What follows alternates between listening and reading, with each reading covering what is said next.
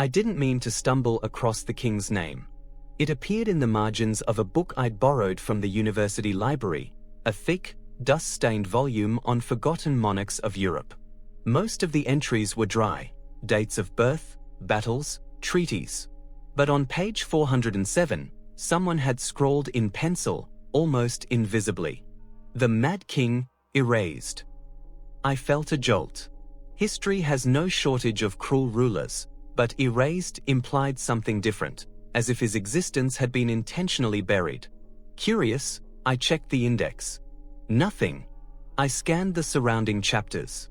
Not a single mention. Yet the faint handwriting seemed to beg me to look deeper.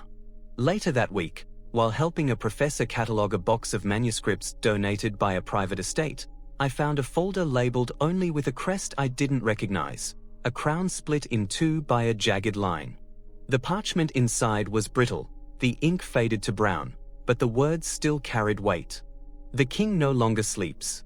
He speaks to shadows, and the shadows answer. The court averts their eyes, but the throne room is never empty. He claims the glass windows whisper at dawn. He has forbidden us to write his name. I stared at the page until my eyes watered. The handwriting was hurried, panicked, the letters slanting downward as if the writer had been shaking. Another page followed, dated midsummer of an unnamed year. His Majesty sits for hours without moving, crown askew, lips trembling as though in silent prayer. The hall grows colder though fires burn in every hearth. Some swear the stained glass glows not with sun, but with colors that shift even in darkness. Green one moment, red the next. We dare not ask what he sees. I set the parchment down, my hands damp.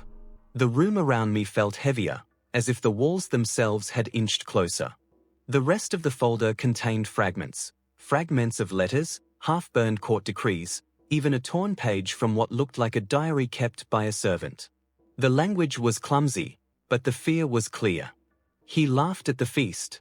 Not at jest, but at nothing. The laughter did not stop, even when the hall fell silent. His eyes were glass, his mouth twisted, yet none dared to leave. He struck the table until the plates shattered. The echo did not fade. I leaned back, suddenly aware of how quiet the archive was. Only the scratch of my pen as I copied notes and the faint hum of fluorescent lamps overhead. Yet in that silence, I thought I heard something else, a faint echo, as if wood had splintered long ago and the sound still lingered. I closed the folder, but the image clung to me, a king seated on his throne, laughing at nothing, the crown tilting as the windows glowed with impossible light. Most monarchs are remembered in statues, paintings, or lines of history books. But this one? His very name had been struck out. Which made me wonder, if he had truly gone mad, what had he seen from that throne that terrified his court so much they tried to erase him from time itself? I returned to the folder the next evening, convinced I had imagined some of what I'd read.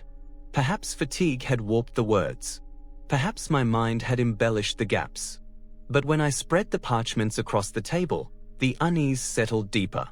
One fragment in particular caught my eye, a half-burned decree with only a few lines legible. The king commands that mirrors be covered. None are to gaze upon their reflection in his presence. He claims the glass steals his likeness. He speaks of figures behind his shoulder. I touched the edges, blackened with fire. Who had tried to destroy it? And why had it survived?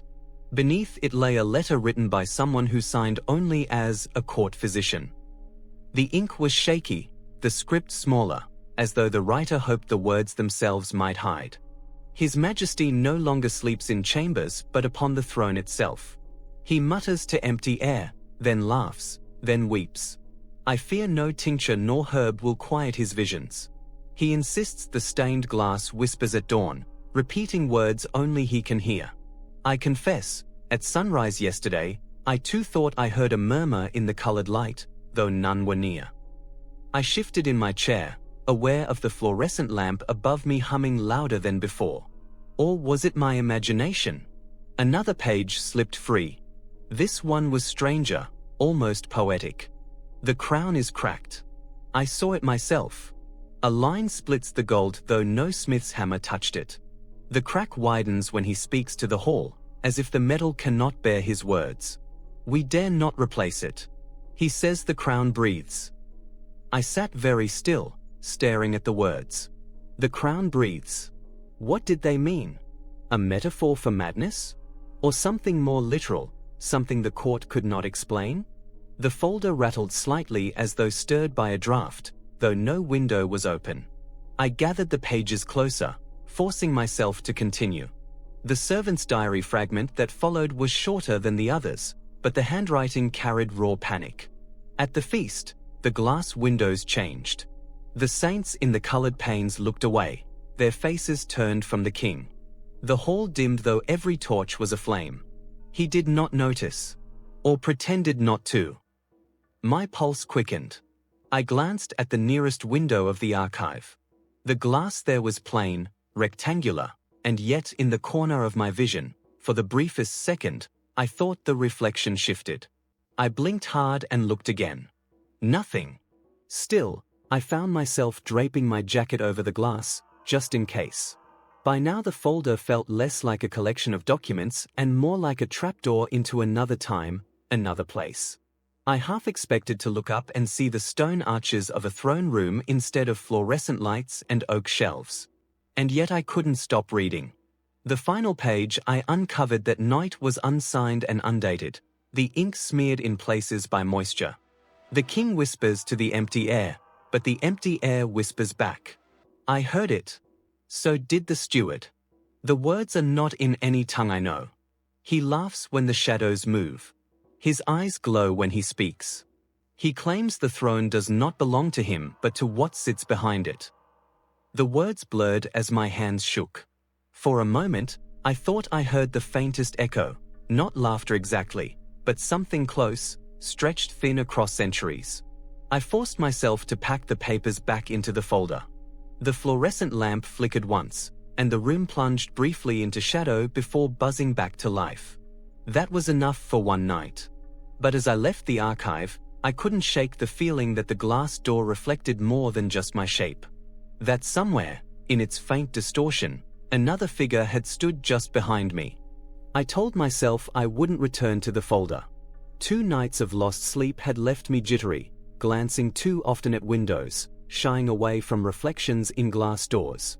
But by the 3rd evening the thought of the cracked crown, the whispering stained glass, gnawed at me. I needed to know more. The archive was nearly empty when I arrived. Only a lone graduate student typing at a corner desk.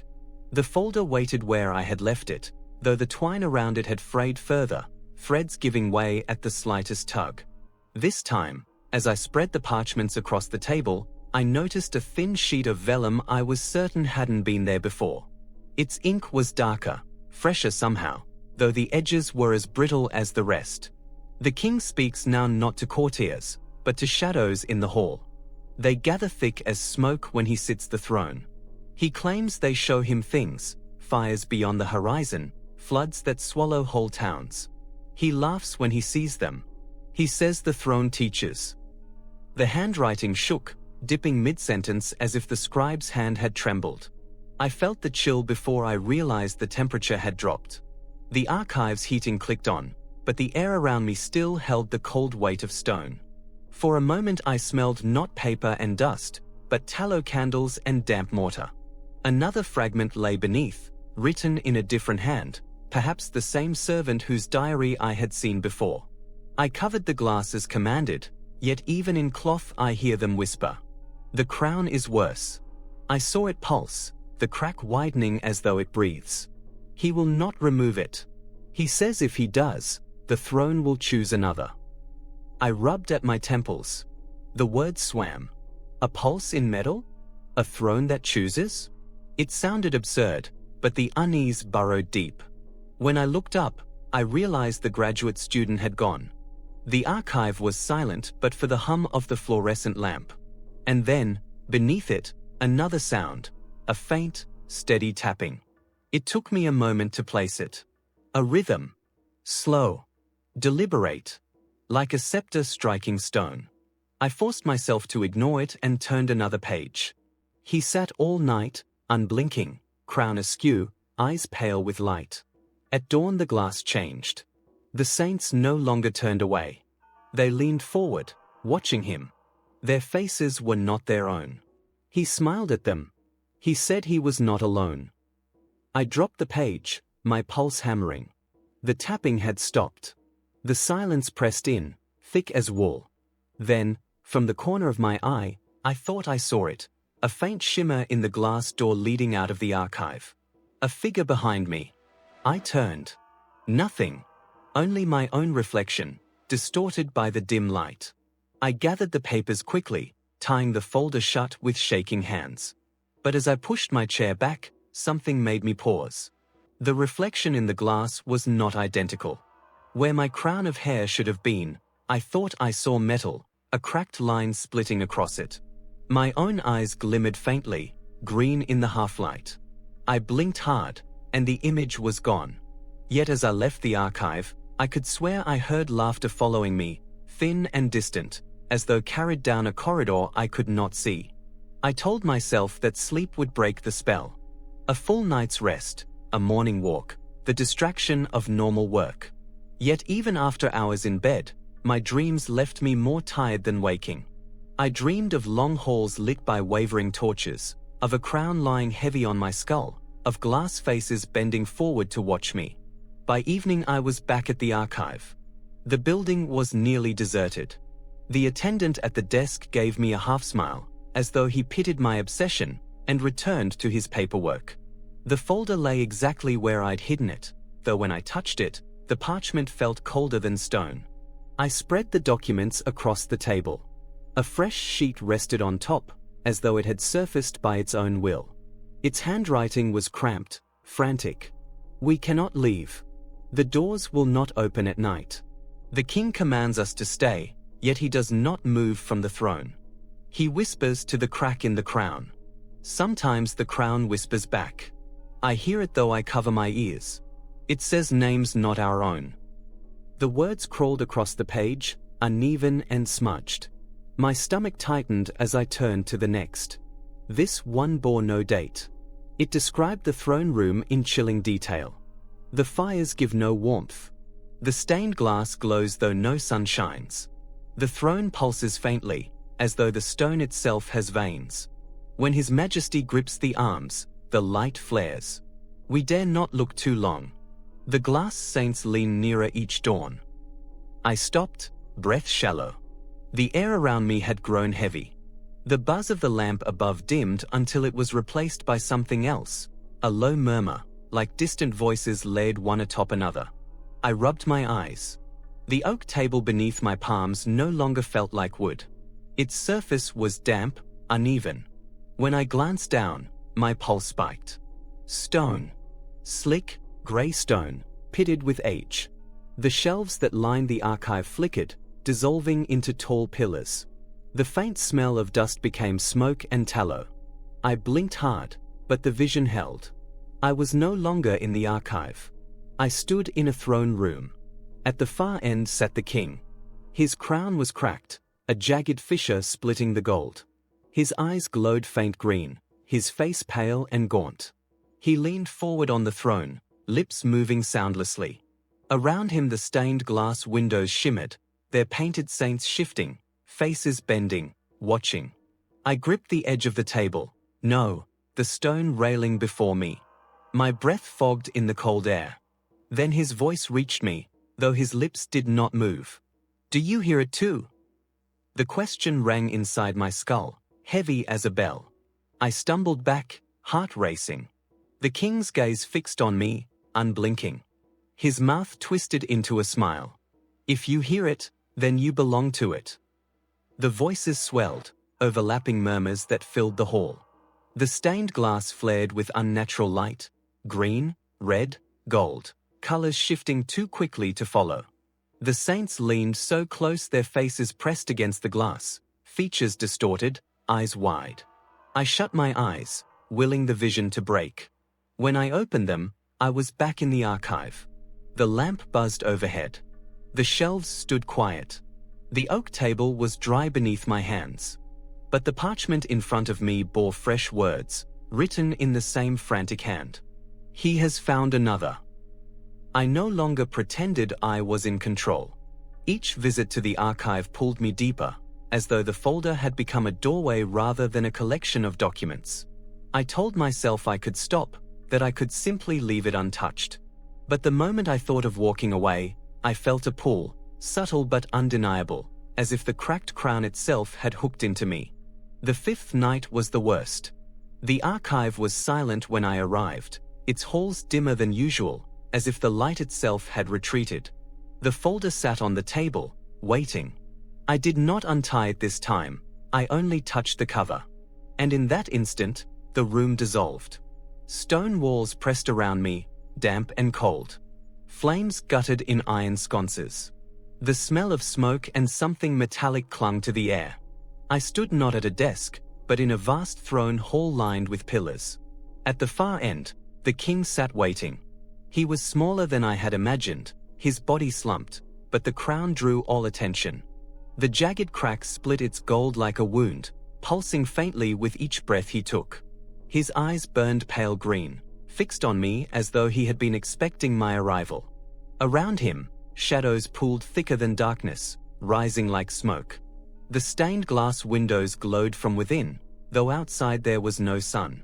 Figures pressed against the glass, saints turned monstrous, their painted faces stretched into unnatural shapes, their eyes following me. I tried to step back, but the stone beneath my feet seemed to shift forward instead, carrying me closer to the throne. The king raised one trembling hand. "You hear it," he whispered, though no sound left his lips. The voice cracked inside my skull. "Once you hear it, you belong." A deep vibration shook the hall. It was the same sound I had read about, the muffled, steady strike like a scepter against stone. Except now I felt it inside me, in my ribs, in the marrow of my bones. The king's smile widened. His cracked crown pulsed once more. He leaned forward. "The throne has chosen." I gasped, clutching at my temples. The shadows swirled tighter, wrapping the pillars, crawling toward me like living smoke. The glass saints leaned so close their faces blurred against the panes. The air thickened with whispers in no language I knew, rising, overlapping, drowning out my thoughts. I stumbled forward, my knees striking stone steps. The king loomed above, and for the first time I realized he was not alone. Behind the throne, in the deepest shadows, another shape waited. Taller, faceless, its outline flickering like heat haze. And yet, though its features were hidden, I felt its gaze pierce me. The king bowed his head toward it, as if in reverence. "The throne is not mine." His voice rang within me, cold and certain. "It never was." The shadow shifted, and the crack in the crown flared bright, a light so sharp I shut my eyes. The sound of laughter, his, theirs, mine, echoed in my skull, stretching across centuries. When I opened my eyes, I was kneeling before the empty oak table in the archive, my hands pressed against its surface. The folder lay closed before me, but on its cover, a jagged line split the crest I had never seen before. The same line that split the crown.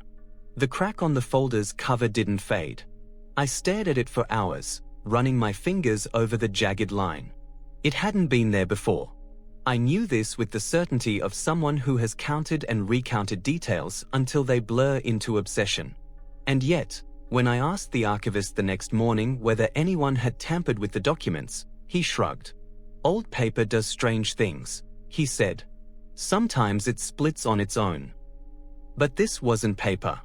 This was leather, embossed with a crest I had never seen in any book. Now it was marred by the same mark as the king's crown. I thought I could ignore it. I tucked the folder back into the shelves, forced myself to leave it there, and tried to bury myself in other work. Days passed. I avoided the archive. I avoided reflections.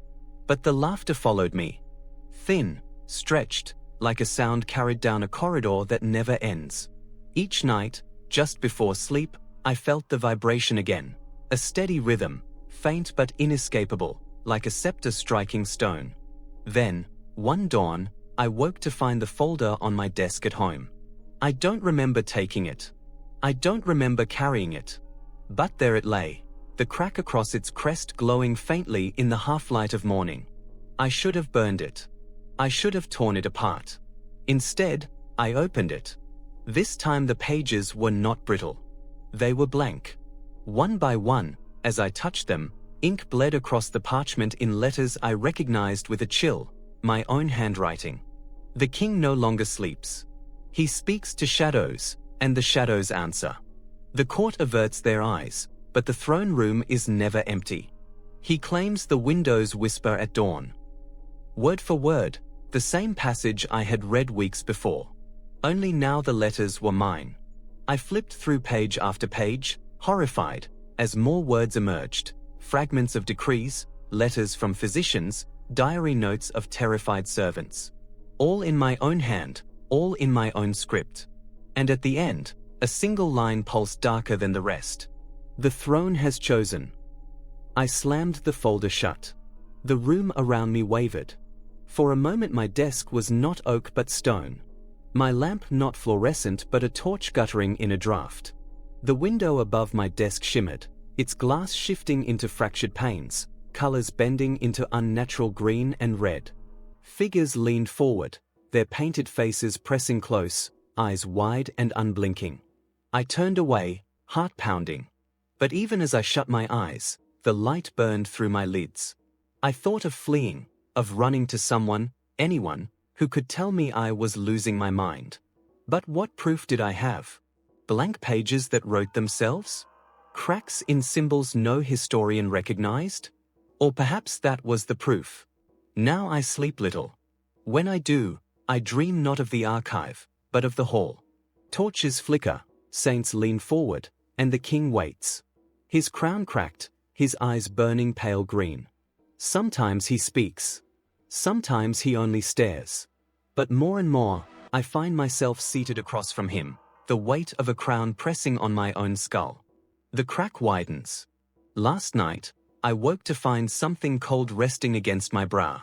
My reflection in the darkened window showed a jagged line splitting a crown I did not own.